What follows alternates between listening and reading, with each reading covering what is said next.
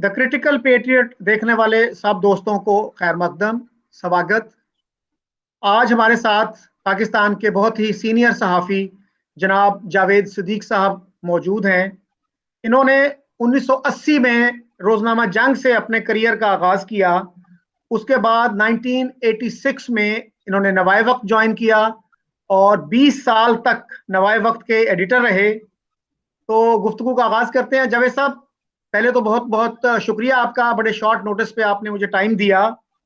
नहीं, thank you so much, बहुत मेहरबानी आपकी शकील साहब, काइंड ऑफ यू। जी बताइए सर, मैं जानना चाह रहा था उर्दू जर्नलिज्म के हवाले से कि हमारे उर्दू जर्नलिज्म पे बहुत तनकीद होती है कि इसमें कंस्पिरेसी थेरीज यानी साजिशी मफरूज़ों का बहुत रवाज है, रिसर्च का कल्चर नहीं है, इमोशनलिज्म बहुत है और ये सीरियस इश्यूज पे ज़्यादा तवज्जो नहीं देता।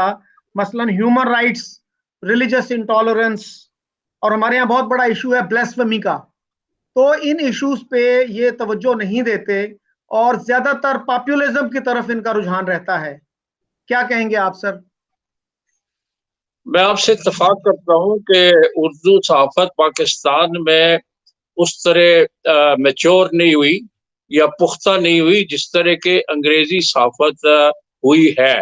अंग्रेजी में जैसे आपने कहा कि रिसर्च होती है, इन्वेस्टिगेशन होती है और जर्नलिस्ट को ये एहसास होता है कि उनके पढ़ने वाले यानी उनके रीडर्स जो हैं वो पढ़े लिखे, एनलाइटेंड हैं और वो सनसनी वाली खबरों पर ज्यादा तवज्जो नहीं देंगे, बल्कि वो सब्सटेंस में जाएंगे।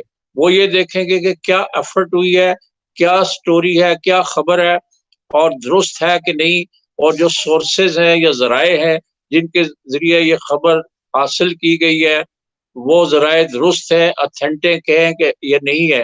फिर उसमें डाटा या स्टैटिस्टिक्स जो है वो भी दिए जाते हैं। ये अंग्रेजी अखबारों में इसका ख्याल रखा जाता है।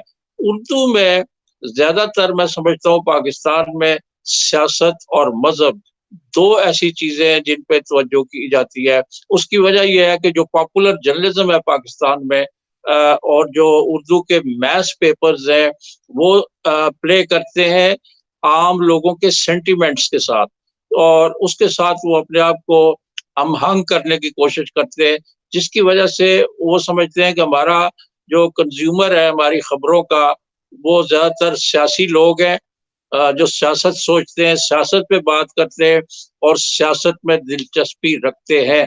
इसलिए हमारा जो उर्दू सहाफत का मयार बेहतर नहीं हो पाया। ज्यादातर बयानात होते हैं सियासी लीडरों के, एक दूसरे पर इल्जामात हैं और इस तरह की चीजें। इसके अलावा कॉन्स्पिरेसी थ्योरीज जैसे आपने कहा, साजिशी नजरियात जो है उनको लोग पसंद करते हैं। There are buyers of these conspiracy theories, यानी लोग सड़कों में, गलियों में, दुकानों पे, स्टॉल्स के ऊपर आगे पीछे साथी नजरियात के ऊपर बातचीत करते हैं, खुश होते हैं और वो उसको एंजॉय करते हैं। दैट इज द रीजन कि उर्दू के साफी जो है वो साजिशी नजरियात को भी लेकर आगे चलते हैं और अखबार की उसको जीनत बनाते हैं। ये एक बदकिस्मती की बात है कि उर्दू जर्नलिज्म में एक इन्वेस्टिगेटिव जर्नलिज्म का जो अंसर है वो गायब है और इसके लिए कोई सीरियस एफर्ट नहीं की गई। मैं भी अखबार का एडिटर रहा हूँ, लेकिन हमने कोशिश बहुत की, इसके बावजूद हम इस ट्रेंड को, इस रुझान को तब्दील नहीं कर सके।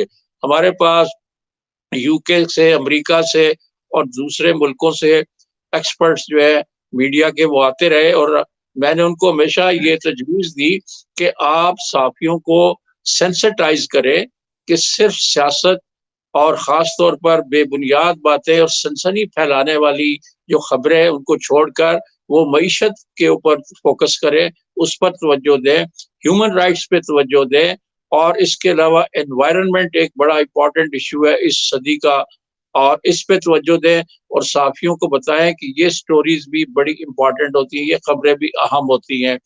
लेकिन उनकी तमाम तर कोशिशों के बावजूद हमारा जो आम साफी है पाकिस्तान का उर्दू सहाफत से वाबस्ता, वो अपना रवैया और अपनी जो थिंकिंग है उसको बदल नहीं पाया और उसने सीरियस जर्नलिज्म या इन्वेस्टिगेटिव जर्नलिज्म की तरफ तवज्जो नहीं दी।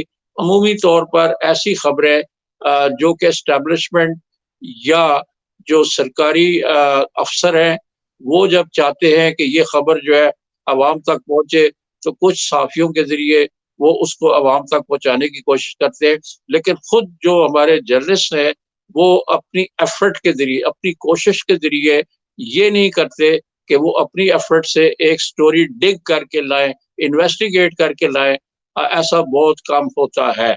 ज्यादातर ये अंग्रेजी जर्नलिज्म में है और हमारे उर्दू के अखबारात जो हैं वो अंग्रेजी सहाफत से उठाकर खबरें जो है वो उर्दू के अखबारों में डालते हैं, लेकिन अपनी एफर्ट बहुत कम नजर आती है। ये हमारे उर्दू जर्नलिज्म का पाकिस्तान में मिजाज है। जी। अच्छा सर, ये बताइए कि हमारे यहाँ तो सर्कुलेशन फिगर्स भी, रिलायबल सर्कुलेशन फिगर्स भी एक स्टेट सीक्रेट की तरह ट्रीट किए जाते हैं। हमारे बिल्कुल। मीडिया बैरन्स ने जनरल ज़ियाउल हक के साथ एग्रीमेंट किया था कि उनके सर्कुलेशन फिगर्स जो वो भी एग्जैजरेटेड फिगर्स, तो वो भी पब्लिक नहीं किए जाएंगे। एक तो ये मसला है कि मेरा ख्याल है पाकिस्तान शायद वाहिद मुल्क है जहां पे रिलायबल स्टेटिस्टिक्स भी नहीं मिलते कि कौन सा अखबार कितना छपता है। तो इस वक्त कितना आपके ख्याल में सारे अखबारात मिला के कोरोना की वजह से भी सर्कुलेशन मुतासिर हुई, बाकी सियासी हालात, इश्तहारात का मसला, तो इस वक्त टोटल सर्कुलेशन जो है पाकिस्तानी अखबारात की, क्या आपका अंदाजा है कितनी होगी? और इसी से मिलता जुलता सवाल जो आपने कंस्पिरेसी थ्योरीज की बात की कि फैक्ट चेकिंग नहीं है हमारे यहाँ। मैंने मसलन रोजनामा जंग के एक सीनियर बंदे से ये बात की कि आपने पिछले साल एक कंस्पिरेसी थ्योरी छापी कोरोना वायरस के हवाले से। पिछले साल अप्रैल में मजर बरलास साहब एक कालम नवीस हैं, उन्होंने लिखा कि कोरोना वायरस ये अमेरिका ने 4-5 साल पहले इन्वेंट किया, उसके बाद उसकी वो जो है वैक्सीन बनाई, उसके बाद उन्होंने इसको चाइना भेज दिया ताकि चाइनीज इकोनॉमी को तबाह किया जा सके। अब ये एक ऐसी कंस्पिरेसी थ्योरी है कि वो जंग वाले जो थे साहब, he did not believe it himself, लेकिन वो यही बात कहने लगे कि जी हमारे लोगों का मिजाज ऐसा है, बहुत से लोग इस तरह की चीजें पढ़ना चाहते हैं। तो सर फिर वो एक्सीलेंस, जो कमिटमेंट टू जर्नलिस्टिक एक्सीलेंस है, वो कहाँ है? बिल्कुल नहीं है। मैं समझता हूँ कि यहाँ पे सूरत हाल ये बन गई है उर्दू सहाफत के हवाले से कि देखा जाता है कि कौन सी चीज लोगों में दिलचस्पी का बायस होगी। मिसाल के तौर पर एक जमाना था यहाँ पाकिस्तान में, 2-3, आपने भी उस दौर को शायद देखा होगा, जनरल ज़ियाउल हक का दौर, उससे पहले का दौर, अयूब खान के दौर में हम तो स्टूडेंट थे उस वक्त, लेकिन हमें पता है कि एक इंडोनेशियन खातून जो है वो यहाँ आई, जोरा फोना उसका नाम था, और उसके बारे में कहा गया कि ये खातून जो है इसके पेट में जो बच्चा है वो बातें करता है। और वो एक यहाँ पर एक बहुत बड़ा सनसनीखेज किस्म की खबर वो बनी, और कई हफ्ते वो खबर जो है अखबारों की लीड लगती रही। लेकिन वो बाद में पता चला कि वो कुछ और ही था, और खामखा लोग जो है उस पर उनका वक्त जाया हुआ। एक पुलिस का कांस्टेबल जनरल ज़ियाउल हक के दौर में उसके बारे में मशहूर हो गया कि वो फूंक मारता है और तो तमाम अमराज जो हैं वो खत्म हो जाते हैं।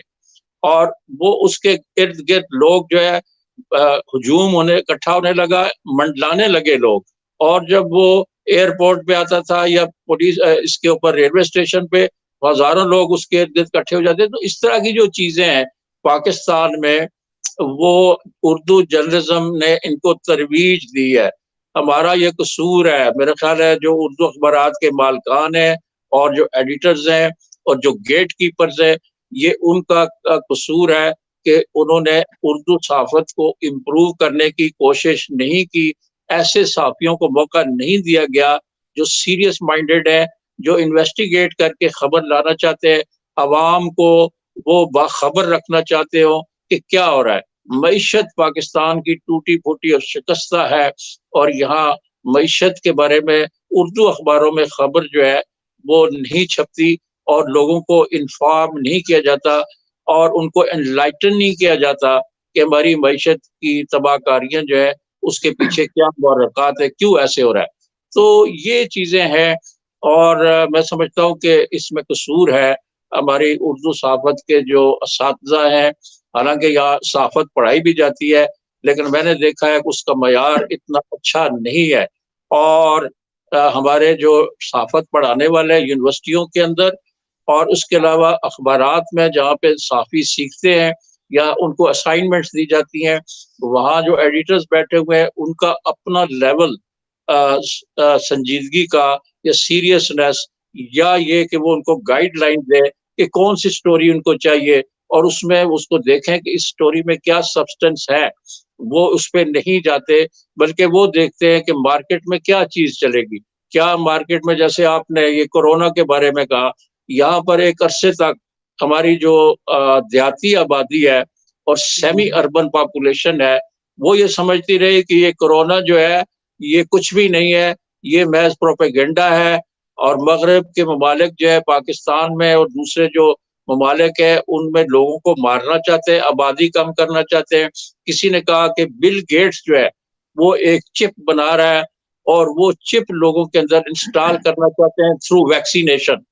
तो इस तरह की थ्योरियां भी यहाँ चलती रही है, और जो साइंटिफिक थिंकिंग है उसका फुकदान है। और हमारे साफी जो है वो उर्दू सहाफत के लोग खास तौर पर मेहनत नहीं करते, वो लोगों से मिलते नहीं है, वो इन्वेस्टिगेट नहीं करते, वो लेग वर्क काम कर नहीं करते, वो कॉन्टेक्ट्स नहीं अच्छे बनाते जहाँ से उनको अथेंटिक मुस्तनद रिलायबल खबरें जो है मिल सके। ये हमारा अलमिया है और इसको इम्प्रूव करने की जरूरत है। और जो हमारे इदारे हैं, मसलन council for Pakistan newspaper editors CPNE, वो अपनी ही दाखिली सियासत में मसरूफ हैं, मशगूल हैं, और उनके पास वक्त नहीं है कि वो एडिटर्स को भी कम अज कम सेंसिटाइज करें, उनको बताएं कि उर्दू सहाफत में इम्प्रूवमेंट की जरूरत है। कॉन्स्पिरेसी थ्योरीज जो है उनको प्रमोट करने की बजाय और झूठी खबरें लगाने की बजाय और एक्यूजेशंस और काउंटर एक्यूजेशन इल्जामात और जवाबी इल्जामात जो है वो मैं समझता हूँ हमारे अखबारों की जीनत नहीं बनना चाहिए। कौमी असम्बली और सेनेट के इजलासों में जो लड़ाई और धींगा मुश्ती होती है, नारेबाजी होती है, वो लीड बन जाती है, लेकिन जो सब्सटेंशियल चीजें कानून साजी हो रही हो या कोई और पीस ऑफ लेजिस्लेशन हो असेंबली के अंदर, उस पर फोकस नहीं होता। गैर जरूरी चीजों के ऊपर, पेरिफेरल जो इश्यूज है उनके ऊपर तवज्जो दी जाती है। ये बड़ी बदकिस्मती की बात है। It needs to be change. सही। अच्छा जावेद साहब, नवाए वक्त की थोड़ी सी बात कर लें। मुशाहिद हुसैन सैयद ने 80s में, मुझे याद है, नेशन में एक आर्टिकल लिखा जिसमें उन्होंने नवाए वक्त को पाकिस्तान का प्रावदा करार दिया। और नवाए वक्त के बाद एडिटर जो थे मजीद निजामी साहब, एडिटर ओनर, उनके जो कुछ ख्यालात हैं, आपने उनके साथ इतना अरसा काम किया। मसलन उन्होंने 2012 में कहा कि अमेरिका, इसराइल और इंडिया पर मुश्तमिल शैतानी इत्तेहाद पाकिस्तान को खत्म करना चाहता है। हिंदू हमारे अजली दुश्मन हैं, वो पाकिस्तान को इंडिया का हिस्सा बनाना चाहते हैं। हमारी कोशिश है कि बांग्लादेश पाकिस्तान का हिस्सा बन जाए। उनके बारे में यह भी मशहूर है कि उन्होंने एक दफा जनरल जिया ने उन्हें अपने साथ इंडिया ले जाने की पेशकश की, तो उन्होंने ये कहा था कि मैं अगर इंडिया गया तो मैं टैंक पर बैठकर जाऊंगा। एक दफा उन्होंने अपनी दिली ख्वाहिश का इजहार किया कि उनकी दिली ख्वाहिश ये है कि वो एटम बम बन जाएं और उन्हें इंडिया पर गिरा दिया जाए। तो इस तरह के ख्यालात हमारे इतने एक सीनियर सहाफ़ी, इतने मोहतरम सहाफ़ी, जिनको कहा जाता है कि नवाज शरीफ साहब ने एक दफा सदर पाकिस्तान बनाने की भी ऑफर की थी, तो उनके ख्यालात इतने एक्सट्रीम क्यों थे? हाँ, उसकी शायद एक वजह ये थी, जो मेरी उनसे बातें हुई उनकी जिंदगी में, उनको कोई बिटर एक्सपीरियंसेस थे बिफोर पार्टीशन, जो उन्होंने जिंदगी गुजारी अपनी अवाइल उम्री में, नौजवानी में, स्टूडेंट के तौर पे। तो उनके जो हिंदू क्लास फेलोज थे या उनके साथ जो इंटरेक्शन करने वाले हिंदू थे जो इस पाकिस्तान में उस वक्त रहते थे, मुसलमान और हिंदू इकट्ठे रहते थे, तो उनके कुछ बिटर एक्सपीरियंसेस थे जो कभी कभार शेयर भी करते थे। और दूसरी बात, नवाए वक्त की एंटी इंडिया कह लें या हिंदुस्तान मुखालिफ जो स्टांस था या पॉलिसी थी, उसकी वजह यह थी कि ये अखबार जो है कायद आज़म मोहम्मद अली जिन्ना ने इस अखबार के बानी हमीद निज़ामी, जो कि मजीद निज़ामी साहब के बड़े भाई थे, उनको कहा कि आप मुसलमानों के लिए एक अलग अखबार निकालें। और उन्होंने ये 15 रोज़ा नवाए वक्त जो है ये लाहौर से शुरू किया था। और ये उस रोज इंस्ट्रक्शन मिली हमीद निज़ामी साहब को, जिस दिन करारदाद पाकिस्तान लाहौर में 23 मार्च 1940 को मंजूर हुई थी। तो इस तरह से नवाए वक्त का एक तहरीक पाकिस्तान या इस्लाम के साथ नाम जो है वो जुड़ गया, और उससे उन्होंने अपनी एक आइडेंटिटी बनाई। और नवाए वक्त जो है वो पाकिस्तान में राइट विंग के मुसलमानों का एक मकबूल अखबार हुआ, खासतौर पर वेस्ट पाकिस्तान में, जब यूनाइटेड पाकिस्तान था। तो इसकी पहचान बन गई, इसकी एक आइडेंटिटी बन गई, और इसने फिर वो नजरिया पाकिस्तान और इस बात को आगे बढ़ाया कि पाकिस्तान की नजरियाती सरहदें जो है they are more important than the geographical borders of Pakistan. इस पे वो काम करते रहे, और उनका शायद ये मतम नजर भी था और उनको ये सूट करता था, क्योंकि ये जो नारा था कि पाकिस्तान और नजरिया पाकिस्तान, इसके जो टेकर्स थे, इसको एडियर करने वाले, इसको फॉलो करने वाले बहुत बड़ी तादाद में पाकिस्तान में लोग मौजूद थे, खास तौर पर पंजाब में। तो इसलिए इस अखबार की एक यानी आप इसको ये कहें कि इसका बिजनेस इंटरेस्ट भी ये था, इसकी सर्कुलेशन जो थी वो भी उसी तबके में थी जो एक्सट्रीम राइट विंग का तबका था, मजहबी लोग थे, मुस्लिम लीग से वाबस्ता लोग, जो पार्टी जिसने पाकिस्तान बनाया उसके जो हामी या उसकी हम ख्याल लोग थे, वो नवाए वक्त को माफ कीजिए, नवाए वक्त को पसंद करते थे, उसकी इस पॉलिसी को पसंद करते थे। और नवाए वक्त का एंटी इंडिया स्टांस जो है वो एक तबके में पाकिस्तान में बहुत खास तौर पर पंजाब में पसंद किया जाता था, और इसलिए उन्होंने इस पॉलिसी को अपनाया। और उनके ये जो नारे आपने दिए कि मैं हिंदुस्तान में टैंक पे बैठ के जाऊंगा, या ये मुझे एक मिसाइल बना दें और हिंदुस्तान पर लॉन्च कर दें, ये भी एक मैं समझता हूँ कि एक उसी सिलसिले का हिस्सा था कि कुछ लोग पाकिस्तान में जो हिंदुस्तान मुखालिफ जज्बात रखते हैं उनमें ये नारा पॉपुलर था। 1995 में जब सार्क समिट हुई नई दिल्ली में, तो मजीद निज़ामी साहब ने मुझे नॉमिनेट किया कि आप नवाए वक्त की तरफ से वहां जाए और कवरेज करें समिट की। हालांकि उनको खुद उस वक्त के सदर फारूक लगारी ने इनविटेशन दिया था कि आप आए और नई दिल्ली चले और वहां जाके तो आप खुद कवर करें, तो उन्होंने मुझे नॉमिनेट किया। तो उस वक्त जो इंडिया के स्टेट मिनिस्टर फॉरेन अफेयर्स के थे वो इत्तेफाक से वेस्ट पाकिस्तान से माइग्रेट करके गए थे, अभी उनका नाम मुझे जहन में नहीं आ रहा। उन्होंने मुझे बताया कि मैं साहिवाल से ताल्लुक रखता हूँ, और मेरे वालिद ने 1947 में जब पाकिस्तान और हिंदुस्तान बने, तो मेरे वालिद ने साहिवाल म्यूनसिपल कमेटी के वो चेयरमैन थे, उन्होंने खुद पाकिस्तान का झंडा अपने हाथ से लहराया। तो उन्होंने मुझे एक इंटरव्यू भी दिया और कहा कि आप निज़ामी साहब से कहें कि वो एंटी इंडिया हार्ड हिटिंग जो बातें वो करते हैं वो न करें, बल्कि पाकिस्तान हिंदुस्तान के दरमियान ताल्लुकात बेहतर होने चाहिए और डायलॉग को प्रमोट करना चाहिए। और ये जो तकसीम हिंद से हिंदुस्तान की तकसीम के बाद से जो बिटरनेस है या तलखी है, इसको ख़त्म किया जाए। लेकिन निज़ामी साहब जो है, जैसे आपने कहा, वो इसके हक में नहीं थे।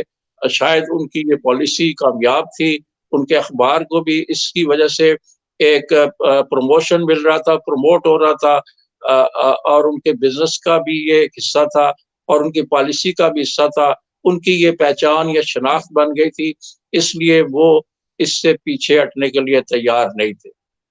अच्छा जावेद साहब, बात यह है कि पर्सनल एक्सपीरियंसेस जो हैं बहुत सारे लोगों के पॉजिटिव भी होते हैं, नेगेटिव भी होते हैं, लेकिन आप इस हद तक तो रिएक्शनरी नहीं हो जाते कि 1.5 अरब लोगों का मुस्तकबिल, उनकी जिंदगी आप खतरे में डाल दें और ये कहें कि मैं जी एटम बम बन जाऊं और इंडिया पे मुझे गिरा दिया जाए।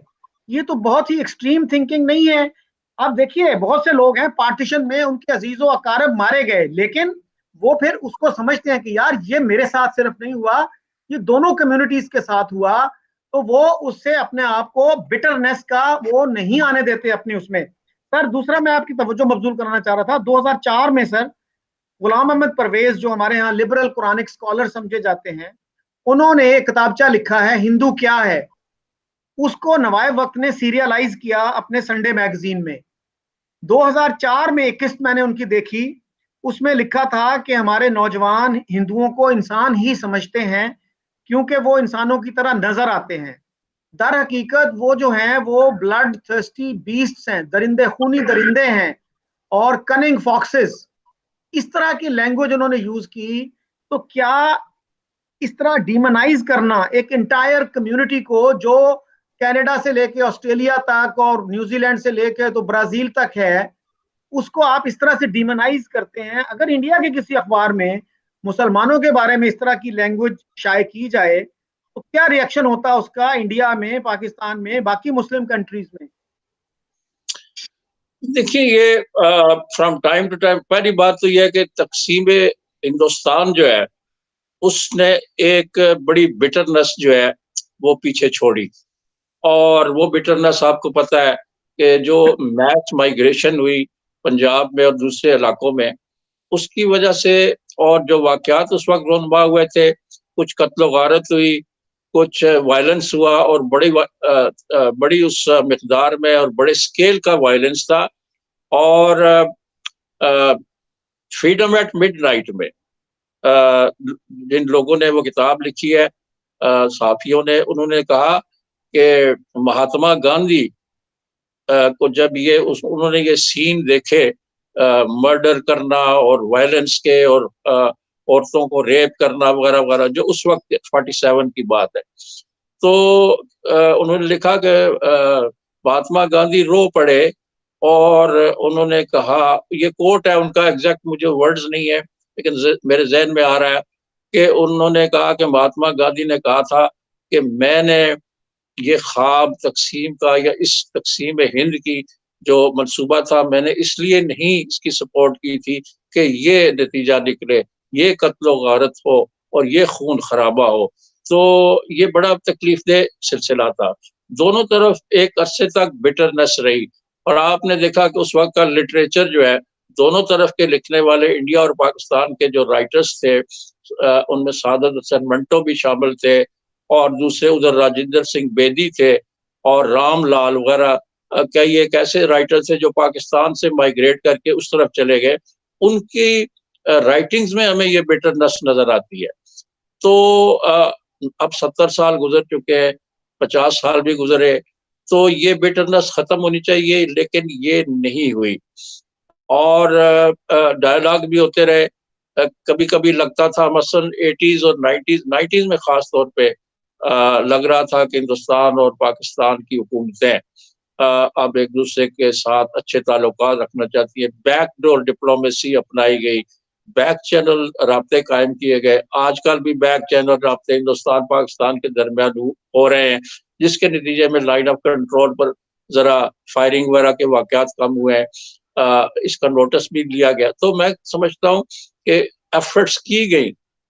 जो सैनर एलिमेंट्स थे, जो इस खिते में से गुर्बत खत्म करना चाहते हैं, जो यहाँ पे चाहते हैं कि इक्तिसादी तरक्की हो, तकरीबन 1.5 या 2.25 अरब लोग हैं इस खिते में रहते हैं बर्रे सगीर में, उनकी किस्मत बदले, वो गुर्बत के और अफरास के इस चक्की से निकले। लेकिन बदकिस्मती ये है कि कुछ एलिमेंट्स हैं, पाकिस्तान में भी हैं, इंडिया में भी हैं, जो इस बिटरनेस को कायम रखना चाहते हैं। उनकी शायद सियासी जरूरत है, it is there political need के वो इस तल्ख फिजा को कायम रखे, दोनों तरफ के लोगों को इस्तेमाल किया जाए और ये बिटरनेस जो है ये बढ़ती रहे। इस वक्त भी इंडिया में आपको पता है कि एक एंटी मुस्लिम सेंटीमेंट्स वहाँ पे पाए जाते हैं, खासतौर पर रूलिंग पार्टी में। तो इसको भी यहाँ पे पाकिस्तान में एक्सप्लॉइट किया जाता है और इससे एक बिटरनेस पैदा होती है। इस तमाम चीज को खत्म करने की जरूरत है। कई मतलबा हमारे सोचने वाले, लिखने वाले और कुछ सियासी लीडर जो है वो कह चुके हैं कि डायलॉग के जरिए, बातचीत के जरिए जो डिस्प्यूट्स है उनको खत्म किया जाए। लेकिन इसमें कोई बड़ी ठोस और पॉजिटिव पेशरफ्त नहीं हो सकी। मैं समझता हूँ कि dialogue is the only way. आपने देखा सारी जंगें हुई, तबाहियां हुई, करोड़ों लोग मारे गए, आखिर में डायलॉग हुआ। यहाँ पे हमारे पड़ोस में अफगानिस्तान में 40 साल हो गए जंगे हो रही हैं, 2 सुपर ताकतों ने इंटरवीन किया, लाखों लोग, शायद करोड़ों लोग मारे गए, लेकिन अब ये डायलॉग की तरफ आ गए कि अब डायलॉग होना चाहिए और ये मसला बातचीत से हल होना चाहिए। तो मैं समझता हूँ dialogue is the only and the last option. इसलिए पाकिस्तान और इंडिया के दरमियान भी अगर बिटरनेस खत्म होनी है तो वो बातचीत के जरिए होनी है। और वो नस्ल जो खास तौर पर पार्टीशन के बाद जिंदा थी 30, 40, 50 साल तक, वो अब तकरीबन तकरीबन खत्म हो चुकी है। अब नई जनरेशन है पाकिस्तान में, तो 63% लोग जो है उनकी उम्र जो है 18 से 35 साल तक है, और इसी तरह इंडिया में भी है। तो वो शायद उनके ऊपर उतनी उस तरह का असर नहीं है बंटवारे का या पार्टीशन का जो इससे पहली नस्ल में था। तो अब सूरत हाल बदली जा सकती है। If there is a will, I think ये सूरत हाल बदल सकती है और डायलॉग हो सकता है, कोऑपरेशन हो सकता है, इकोनॉमिक ग्रोथ रेट जो है उसको एक इम्पेटस मिल सकता है इस रीजन में, अगर हमारे सियासी लोग, हमारे थिंकर, हमारे लिखने वाले, हमारे सहाफ़ी इसमें अपना कंट्रीब्यूशन करें। अच्छा जावेद साहब, आपने कहा कि इंडिया की जो रूलिंग पार्टी है उसमें एंटी मुस्लिम सेंटीमेंट पाया जाता है। सर ये जो जी शिकायत है ना हमारी, ये बहुत पुरानी है। It is not just limited to BJP and Narendra Modi. 2009 में सर नवाब वक्त ने एडिटोरियली ये लिखा कि इंडिया में फनेटिकल हिंदू गवर्नमेंट है। तो उस वक्त तो एक सिख जो था, doctor Manmohan Singh, he was the prime minister. 1968 में भुट्टो साहब ने कहा था कि हिंदुस्तान में मुसलमानों को खत्म करने की कैंपेन चलाई जा रही है, कैंपेन ऑफ एक्सटर्मिनेशन।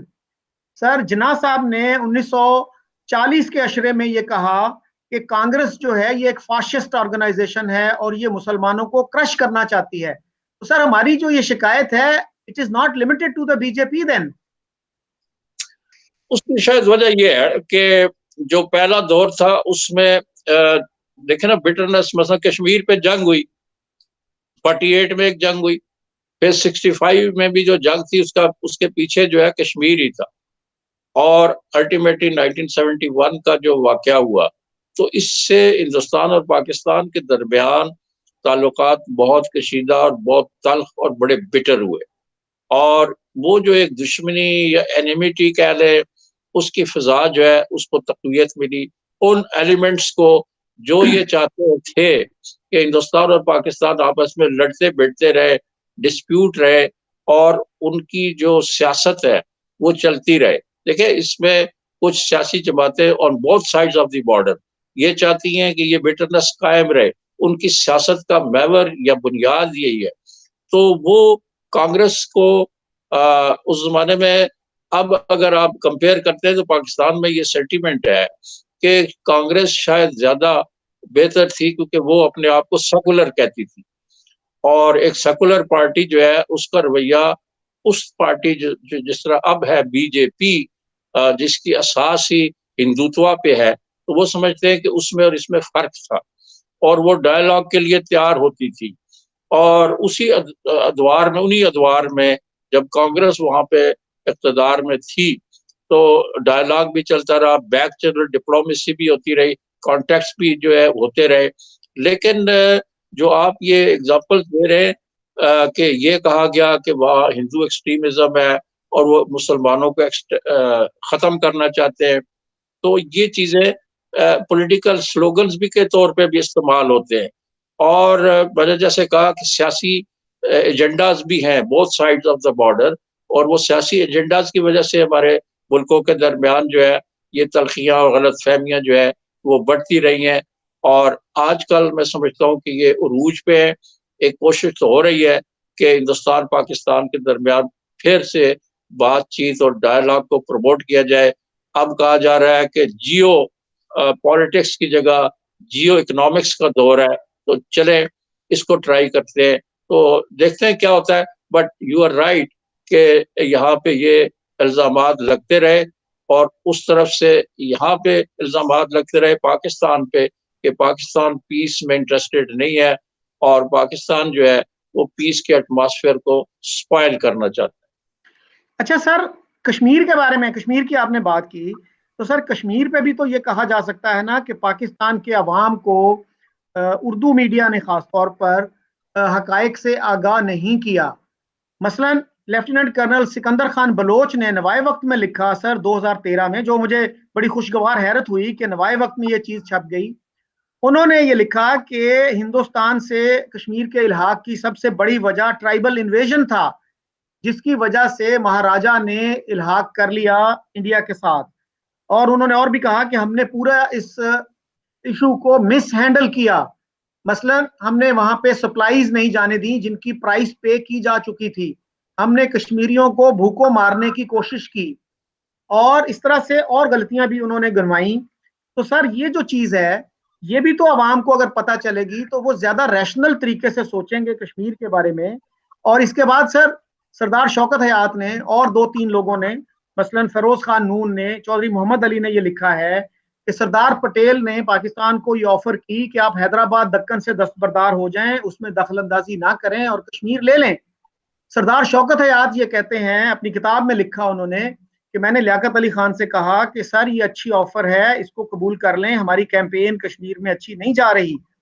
तो उस पर लियाकत अली खान ने कहा कि शौकत, तुम मुझे पागल समझते हो कि मैं इतनी बड़ी रियासत हैदराबाद जो पंजाब से भी बड़ी है वो छोड़ के कश्मीर की चंद पहाड़ियां ले लूं।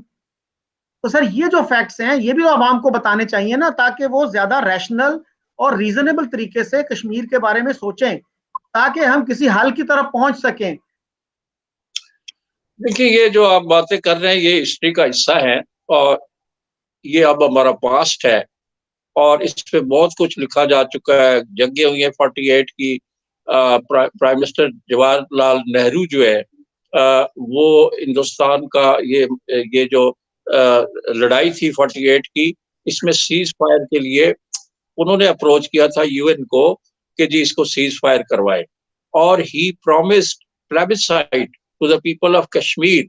उनकी तकरीरें मौजूद है जवाहरलाल नेहरू साहब की, the first prime minister of India, कि जी हम कश्मीरियों को उनके राइट ऑफ सेल्फ डिटर्मिनेशन देंगे और उनसे पूछेंगे कि वो क्या करना चाहते हैं, क्या वो हिंदुस्तान के साथ होंगे या पाकिस्तान के साथ या इंडिपेंडेंट, जो भी है ये ऑप्शन उनको दिया जाएगा।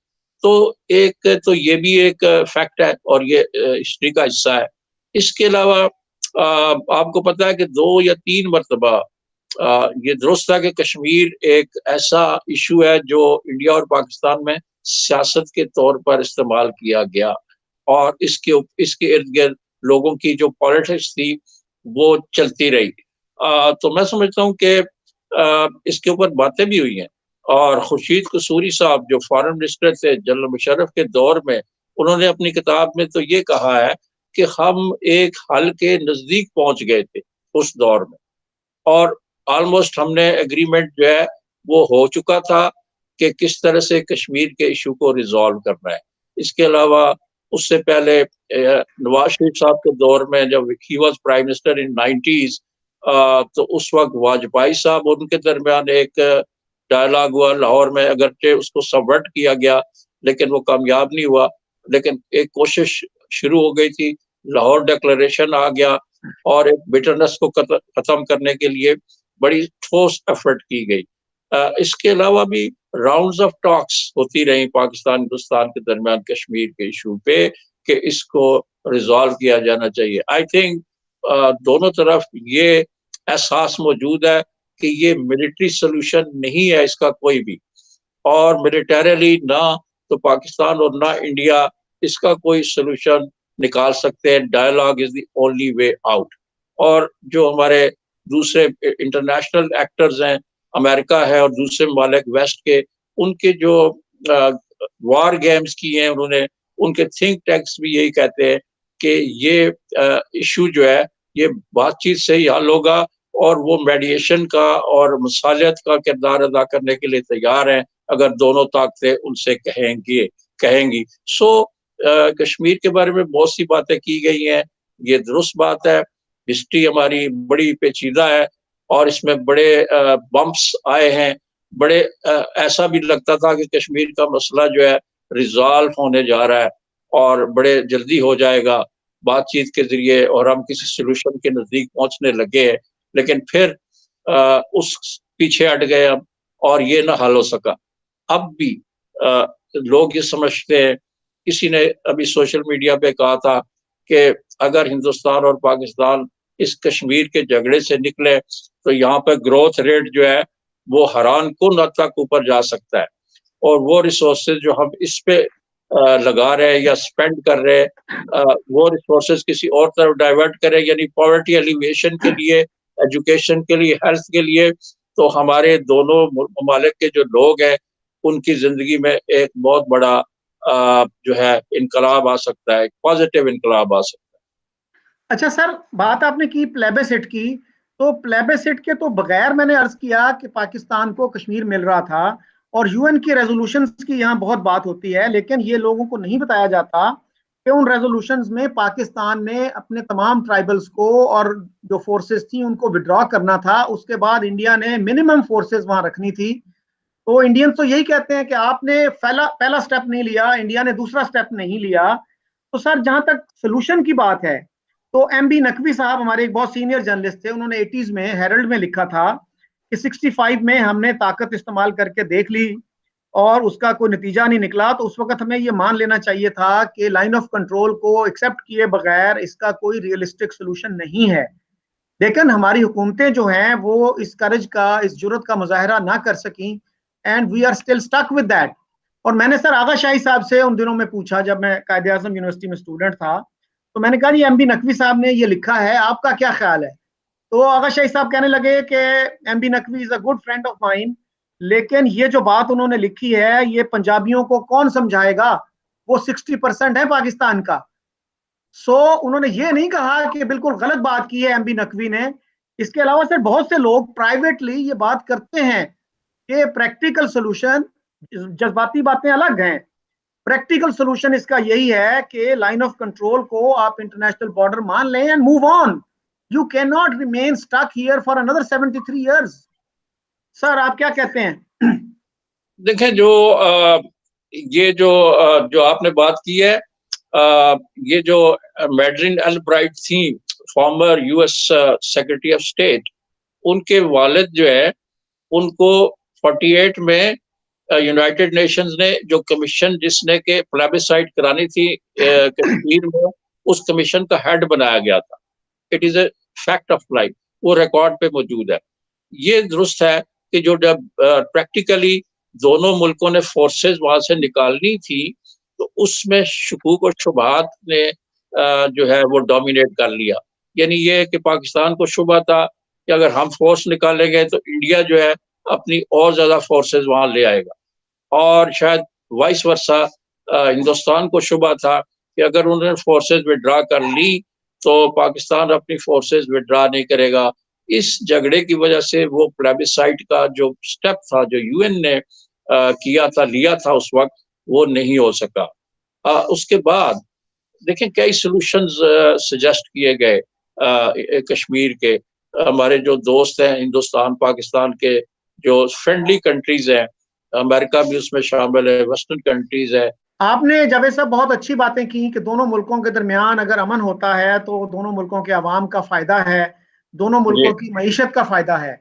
लेकिन सर, जब तक हमारे अखबारात, हमारा मीडिया उसके लिए फिजा हमवार नहीं करेगा, तो कोई गवर्नमेंट भी कोई कदम ऐसा नहीं उठा सकती जिससे उस पर गद्दारी का इल्जाम लग जाए। और ये इल्जामात हमने बहुत देखे हैं। मसलन हमारा मीडिया जो है, उर्दू मीडिया खास तौर पे, वो रिलीजियसली जब भी इंडिया का जिक्र आता है वो लिखता है कि ये हमारा अजली दुश्मन है, ये एक कनिंग कनिंग एनिमी है, मक्कार दुश्मन है, इसका चेहरा मकरू है। और बार बार ये लिखा जाता है कि जी हमारे अजली दुश्मन का मकरू चेहरा बेनकाब हो गया।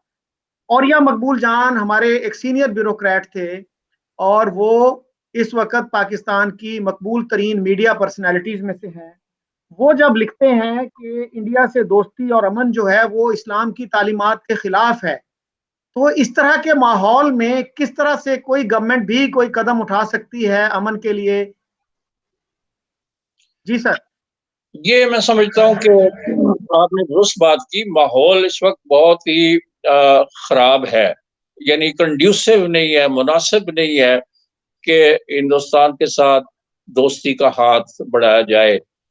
माजी के मुकाबले में सूरत हाल बहुत मुख्तलिफ है, ख़ास तौर पर जब से बीजेपी की हुकूमत आई है और ये स्टोरीज या ये खबरें चलती रही हैं और हमारे मीडिया ने उसको बहुत इन खबरों को एक्सप्लॉइट किया कि बीजेपी इज एंटी मुस्लिम और मुसलमानों की परसिक्यूशन हो रही है, they are being killed, they are being exterminated और उनको टॉर्चर किया जा रहा है। खास तौर पर वो जो गोश्त वाला एक गाय के मामले पे लोगों को पकड़ा गया, उनके घरों से गोश्त बरामद हुआ वगैरह वगैरह, मस्जिदों की बेहुरमती, कई चीजें आई हैं। और बाबरी मस्जिद का वाकया है, उसके डेमोलिशन के बाद से भी पाकिस्तान में वो जो लोग हैं जो एंटी इंडिया सेंटिमेंट्स को एक्सप्लॉइट करते हैं फॉर देयर ओन एडवांटेज, वो भी फिर आगे आगे उन्होंने इससे बड़ा फायदा उठाने की कोशिश की। पाकिस्तानी मीडिया जो है ट्रेडिशनली पिछले 50 60 70 साल से यही उसका चलन रहा है कि वो समझता है कि हिंदुस्तान हमें डिस्टेबलाइज कर रहा है, हिंदुस्तान हमारे मामलात में मुदाखलत कर रहा है। इंटरनेशनल फोरम्स के ऊपर भी पाकिस्तान जो है वो ये जो हमारा फॉरेन ऑफिस है और जो हमारे पॉलिसी मेकर्स हैं वो बताते हैं कि इंडिया फलां मामले में हमारी मुदाखलत कर रहा है। पानी का इशू है, उसके ऊपर डैम्स बनाने के सिलसिले अभी रिसेंटली फॉर्चुनेटली एक मरतबा फिर दोनों ममालिक के जो वाटर कमिश्नर्स है वो मिले हैं। It's a good development. इसके अलावा बहुत सी और भी बहुत से इश्यूज हैं जो कि हल तलब है, जिनको रिजॉल्व किया जाना है। लेकिन ये सब चीजें बातचीत से हो सकती हैं। लेकिन एक एटीट्यूड की अगर आप बात करें तो आप दुरुस्त कह रहे हैं कि मीडिया का उमूमी जो रवैया है वो ये है कि वो हिंदुस्तान को एक दुश्मन के तौर पे प्रेजेंट करता है।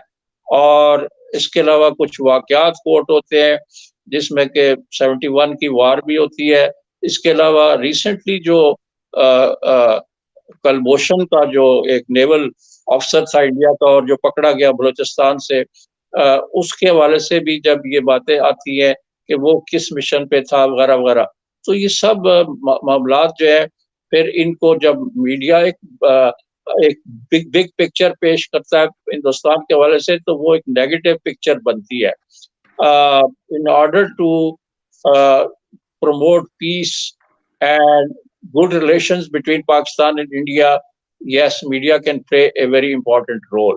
और पाकिस्तानी मीडिया में ये नहीं आप कह सकते कि सारा मीडिया जो है वो ये कर रहा है, एंटी इंडिया सेंटिमेंट्स को वेप अप कर रहा है। कुछ हमारे इंग्लिश के अखबारात हैं, इंग्लिश सेक्शंस जो है हमारा मीडिया का, और कुछ उर्दू के अखबारात भी कुछ ऐसे हैं जो कि हिंदुस्तान के साथ ताल्लुकात की बिटरनेस को कम करने की कोशिश करते हैं।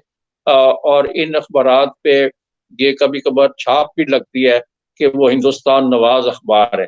तो ये नहीं है कि सारे का सारा मीडिया जो है वो एंटी इंडिया है और एंटी इंडिया सेंटिमेंट्स को वो प्रमोट करता है। अच्छा सर, बात यह है ना कि क्या हमारे यहाँ इंडिया के ऊपर कोई एक्सपर्ट्स मौजूद हैं, जर्नलिस्टिक एक्सपर्ट्स हों या एकेडमिक एक्सपर्ट्स हों, जो लोगों को एक बैलेंस्ड पिक्चर दिखाएं। अगर हम ये करेंगे कि जी हमें इंडिया से ये शिकायत है और हम उस शिकायत का कभी जिक्र नहीं करेंगे जो इंडिया को आपसे है, तो जब तक ये नहीं होगा तो ये जो परसिक्यूशन कॉम्प्लेक्स है ये तो चलता रहेगा।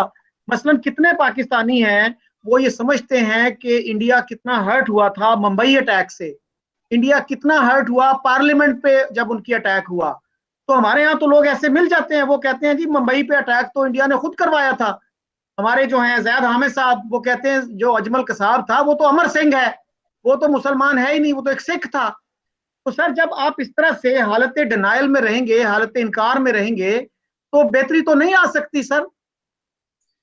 लेकिन ना मैं अब जब तो जो मीडिया में कुछ सेक्शंस हैं या कुछ लोग भी ऐसे हैं, जरूर मौजूद है जो इन सिचुएशन से फायदा उठाते हैं। लेकिन मैं आपको बताऊं कि अभी देखें रिसेंटली प्राइम मिनिस्टर ने खुद अप्रूवल दे दी कि हिंदुस्तान के साथ ताल्लुकात जो है बेहतर बनाए जाएं और ट्रेड दोबारा शुरू की जाए हिंदुस्तान से। कुछ इंपोर्ट्स करनी थी इंडिया से हमें, और वो फिर ब्लॉक हो गई। जब उनको कैबिनेट के अंदर से ही रेजिस्टेंस मिली तो वो ब्लॉक हो गई। तो जो पिक्चर है वो मिक्स्ड है। अगर आप पूरा स्पेक्ट्रम देखें, इसका ये नहीं है कि सारे का सारा स्पेक्ट्रम जो है वो एंटी इंडिया है और वो पीस को प्रमोट नहीं करना चाह रहा या प्रमोशन में कोई अपना रोल नहीं। पीपल डू वांट, मीडिया के सेक्शंस बहुत से हैं जो चाहते हैं कि रिलेशंस बेहतर हो, तजारत हो, और ये एक स्टेलमेट जो है बिटवीन द टू कंट्रीज, जो 70 साल से हमारे वसाइल के ऊपर एक ड्रेन है, ये ख़त्म हो और हम अपने लोगों की गुर्बत और उनके अफलास और उनके सेहत के मसाइल। कोरोना का इशू है हिंदुस्तान में तो बहुत सीवियर है, पाकिस्तान में भी ग्रो इसका जो इंक्रीमेंटल हो रहा है, इंक्रीज हो रही है इन्फेक्शंस का रेट, तो इस पे कोऑपरेशन हो सकता है। सार्क की हमने एक ऑर्गेनाइजेशन बनाई थी जिसका प्योरली ये था कि वो पॉलिटिकल डिस्प्यूट्स को छोड़ के जो इकोनॉमिक कोऑपरेशन है, टेररिज्म को ख़त्म कर सकते हैं हम। दूसरी जो बहुत सी चीज़ें हैं एक एजुकेशन में, हेल्थ में, दूसरे सेक्टर्स में, टूरिज्म में हम एक दूसरे के करीब आ सकते हैं। लेकिन अनफॉर्चुनेटली वो सार्क का जो प्लेटफॉर्म है वो भी कामयाब नहीं हो पाया। तो ये और आपको पता है पाकिस्तान में SAFMA, South Asia free media association आप जानते हैं, वो भी मौजूद है, और उनसे वाबस्ता जो लोग हैं या साफ़ी हैं वो प्रमोशन इंडिया पाकिस्तान की रिलेशंस में बेहतरी लाने के लिए बहुत उन्होंने लिखा है। आपने ओरिया जान मकबूल की जो हवाला दिया है, इस तरफ इम्तियाज आलम साहब है, और कई लिखने वाले हैं जो कि इस हक में है कि हिंदुस्तान के साथ ताल्लुकात जो है वो बेहतर होने चाहिए।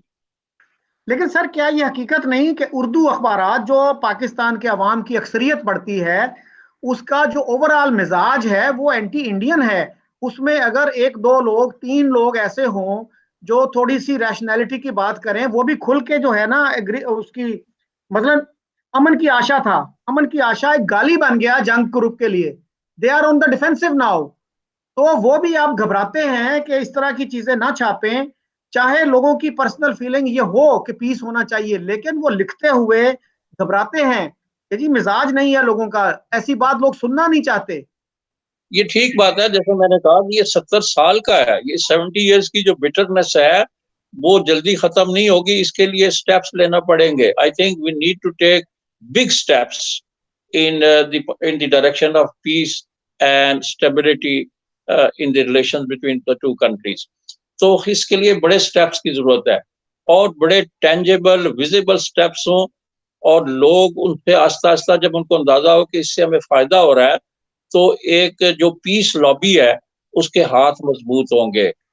मीडिया के अंदर भी, इकोनॉमिक फील्ड के अंदर, कॉमर्स और ट्रेड के अंदर भी, और आज का दौर जो है वो तो है ही इकोनॉमी का और ट्रेड का। अगर इस सेक्टर में हमारी कोई मूवमेंट हो अच्छी और लोगों को बेनिफिट्स मिलना शुरू हो जाए, तो वो जो फीलिंग है जिसकी आप जिसका जिक्र कर रहे हैं कि एंटी इंडिया फीलिंग्स और बिटरनेस अपने उरूज पे है, उसमें कमी आ सकती है। क्योंकि ये जो शोबा है जिंदगी, या ये सेगमेंट्स ऑफ लाइफ है जो इकोनॉमी से रिलेट करते हैं, कॉमर्स से रिलेट करते हैं, दूसरे सेक्शंस ऑफ लाइफ है, वो ये फिर इसमें एक अपना रोल प्ले करना शुरू कर देंगे, लोगों को विजिबल टेंजेबल रिजल्ट्स मिलेंगे। तो मैं समझता हूँ कि ये बिटरनेस जो है ये कम होती जाएगी।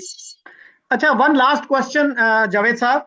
सर, हमारे प्राइम मिनिस्टर साहब और फॉरेन मिनिस्टर भी ये बात करते रहे हैं कि आज का इंडिया जो है ये गांधी और नेहरू का इंडिया नहीं है। तो सर, क्या हमने ये अब तय कर लिया है कि नेहरू और गांधी अच्छे लोग थे, कांग्रेस एक अच्छी पार्टी थी? हमारी तो टेक्स्ट बुक्स जो हैं भरी पड़ी हैं नफरत से, गांधी और नेहरू के खिलाफ, कांग्रेस के खिलाफ। तो क्या प्राइम मिनिस्टर जो हैं हमारी टेक्स्ट बुक से वो नफरत निकलवाने की कोशिश कर रहे हैं जो हमने कांग्रेस के खिलाफ, नेहरू के खिलाफ, गांधी के खिलाफ भरी हुई है अपनी टेक्स्ट बुक्स में? देखिए, मैं समझता हूँ कि जो मौजूदा प्राइम मिनिस्टर है वो तो उन्होंने खत भी लिखा था और वो उनके ऊपर ये इल्जाम लग रहा है कि वो तो कहते थे कि अगर नरेंद्र मोदी हिंदुस्तान में वजीर आजम बन गए तो हमारे लिए बड़ा अच्छा होगा, रिलेशंस विल इम्प्रूव। और उनको ताने दिए जाते हैं कि जनाब आप तो, उनके जो सियासी मुखालफीन है वो ताने देते हैं कि आप तो कह रहे थे कि बीजेपी को आने दें इक़्तिदार में, नरेंद्र मोदी को पावर में आने दें, हमारे लिए अच्छा होगा, we will move in a better direction. तो वो भी हुआ। फिर उन्हें हमारे प्राइम मिनिस्टर ने को खत भी लिखा, उनके इलेक्शन के ऊपर प्राइम मिनिस्टर बनने पे मुबारकबाद दी। और ये एक जुमला यहाँ पे पाकिस्तानी प्रेस में कोट होता है कि उन्होंने कहा कि अगर आप अच्छे रिलेशंस के लिए एक कदम हमारी तरफ बढ़ाएंगे तो हम आपकी तरफ 2 कदम बढ़ाएंगे। ये भी बात की जाती है। अभी रिसेंटली जो ये जो जो जो एक वाकयात हुए, बैक चैनल कॉन्टैक्ट्स हुए हमारी जो एस्टेब्लिशमेंट के लोगों के, कहाँ हुए, दोस्त ममालिक कहते हैं कि हमारे यहाँ हुए हैं। तो उनसे एक था, जिसे कहते हैं था, नजर आ रहा है। लेकिन ये है कि इसको स्ट्रेंथन करने के लिए एक मल्टीपल एफर्ट की जरूरत है। मीडिया का भी रोल है, पॉलिटिशियंस का भी है, डिप्लोमेसी का भी है, और खासतौर पर जो बैक चैनल डिप्लोमेसी है वो बड़ी कारगर साबित हो सकती है। और माजी में 90s में आपको पता है कि बहुत सी जो पेशरफ्तें हुई, जो वो उस जमाने में ये बैक चैनल डिप्लोमेसी के जरिए हुई।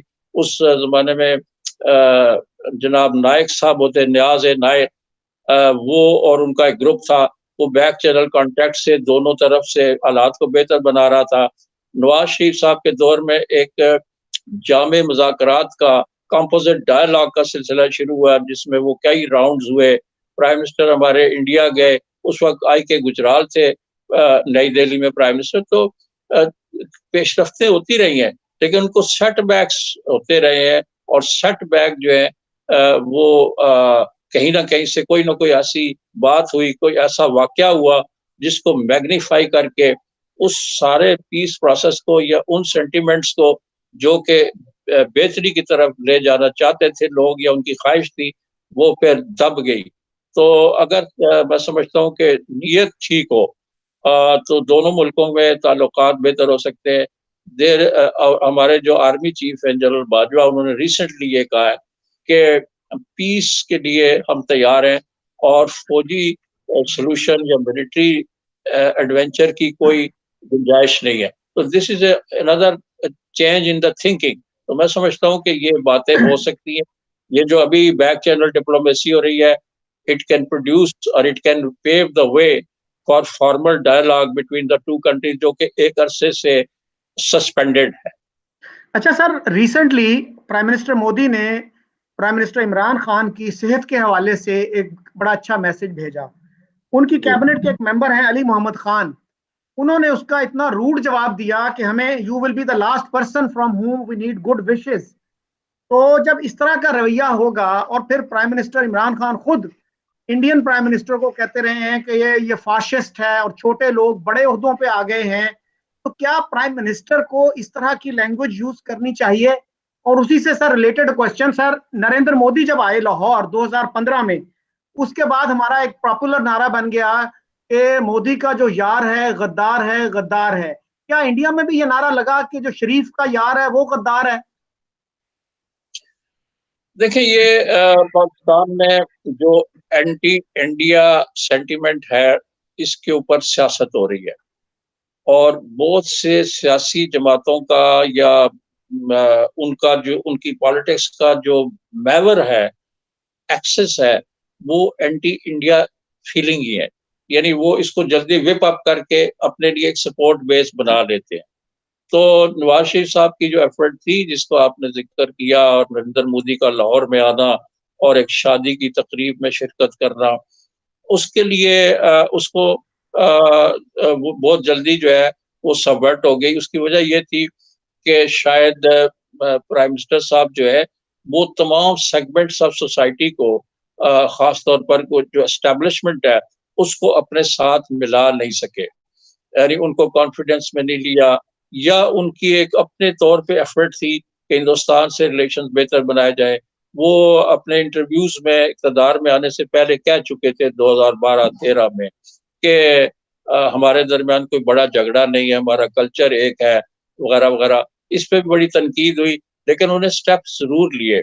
अगरचे वो स्टेप्स जो है वो मैं समझता हूँ कि उन्होंने कोई एक कॉम्प्रिहेंसिव स्ट्रेटेजी नहीं बनाई थी जिसमें सारे सेक्शंस ऑफ सोसाइटी जो है उनके साथ आगे चल सके।